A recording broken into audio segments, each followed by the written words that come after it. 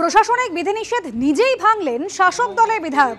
মাধ্যমিক পরীক্ষা চলছে আর পরীক্ষা চলাকালীন দেখুন কিভাবে তারস্বরে মাইক বাজিয়ে সভা করছেন জয়নগরের তৃণমূল বিধায়ক।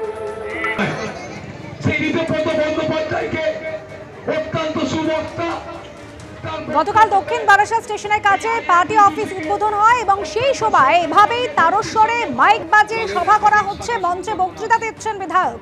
বিধায়কের ভূমিকায় সরব হয়েছেন তারই দলের জেলা পরিষদ সদস্য আবির দত্ত আমাদের প্রতিনিধি রয়েছেন আমাদের সঙ্গে। আবির, মাধ্যমিক পরীক্ষা চলছে, প্রশাসনের তরফ থেকে যখন বারবার করে মাইক বাজাতে নিষেধ করা হচ্ছে, শাসক দলের বিধায়ক তিনি নিজেই আইন ভাঙছেন।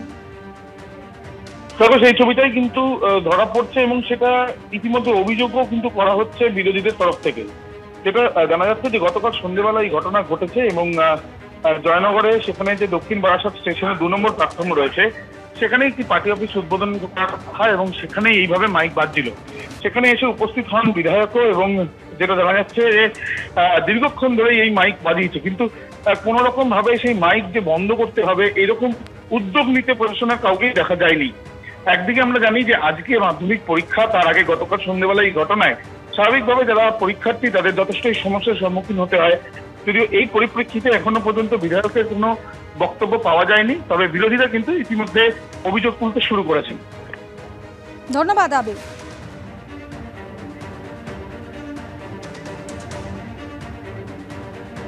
বিধায়কের ভূমিকায় সরব হয়েছেন তারই দলের জেলা পরিষদ সদস্য। অন্যদিকে বিজেপি কটাক্ষ করছে যে ক্ষমতায় আছে বলে মাধ্যমিক পরীক্ষা চলাকালীন শব্দবিধি মানছে না খোদ তৃণমূল।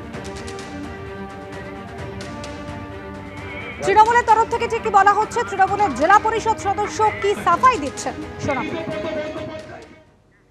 জয়নগর বিধানসভার মধ্যে দক্ষিণ বারাসাত 2 নম্বর প্ল্যাটফর্মের কাছে একটি আইএনটিটিউসি পার্টি অফিস এর উদ্বোধন অনুষ্ঠান হয়েছে এবং সেই উদ্বোধন অনুষ্ঠানে আমাদের মাননীয় বিধায়ক বারিপুর হাই স্কুলের শিক্ষক তিনি উপস্থিত ছিলেন।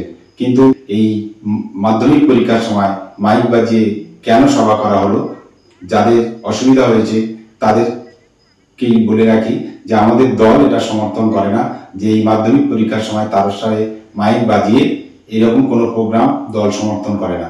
কিন্তু যিনি করেছেন তিনি বলতে পারবেন কেন করেছেন, একজন শিক্ষক হিসাবে তার কাছেই প্রশ্ন করলে ভালো হবে। এটা আমরা অত্যন্ত নিন্দা জানাই, ধিক্কার জানাই, আর দল নিশ্চিতভাবে এটাকে কখনোই সমর্থন করে না। তৃণমূলের জেলা পরিষদ সদস্য অবশ্য বলছেন যে দল এই কাজ সমর্থন করে না।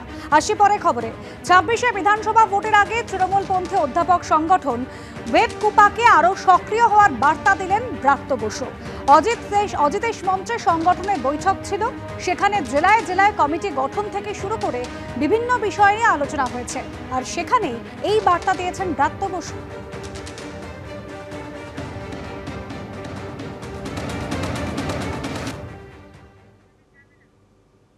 সব জেলায় আমাদের কমিটি হয়ে গেছে, সব ইউনিভার্সিটিতে আমাদের রাজ্য সরকারের ইউনিভার্সিটিগুলো আছে সেখানেও আমাদের ইউনিট হেড এবং সেই ইউনিটও তৈরি হয়ে গেছে।